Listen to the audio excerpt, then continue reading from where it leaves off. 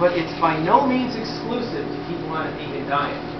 The Framingham Offspring Study came out with some data about 10 years ago, and they found that of the omnivorous population of 3,000 people that they studied, that 39% of those people were low in vitamin B12. Now, it's also said that the U.S. adult population that's completely vegan is about 1.4%.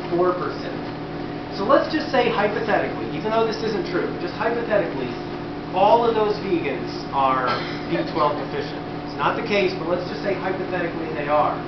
If 39% of the total population is low in B12, and 1.5% of those are vegan, then that means 37.5, over a third of the omnivorous population is low in vitamin B12.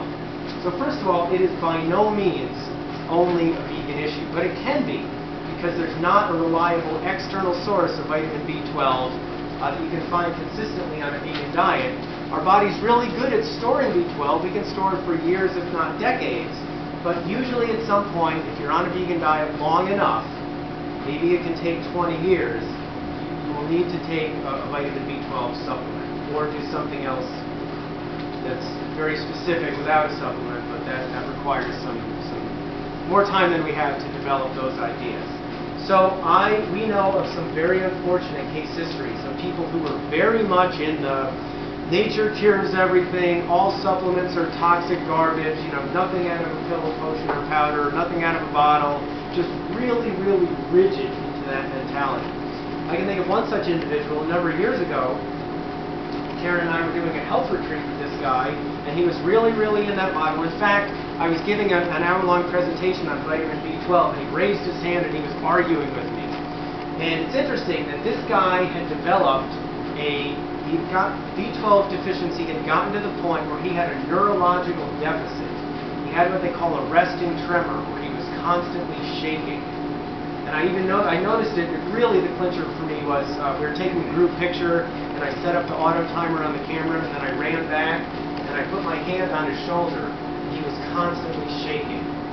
So that is a situation you never want to get into. So there's a situation where, okay, B12 is low, all the reference ranges are wrong. Absolutely not. Your B12 needs to be in a healthy range. In fact, the best test for vitamin B12 is not B12 itself. It's a test called methylmalonic acid. You test that in the urine or in the blood, and it's actually the best functional indicator of vitamin B12 status, because vitamin B12 is the only thing that breaks this stuff down.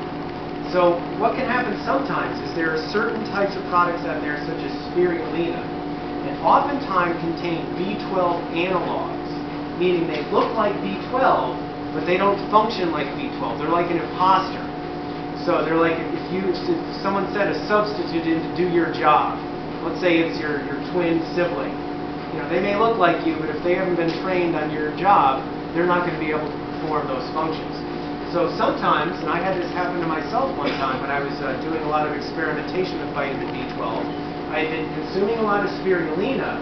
My serum or blood B12 level went up into the normal range, but my methylmalonic acid level didn't change. So in other words, B12 itself can fool you, so that's why methylmalonic acid is really the best test. So anyway, there's plenty more to talk about.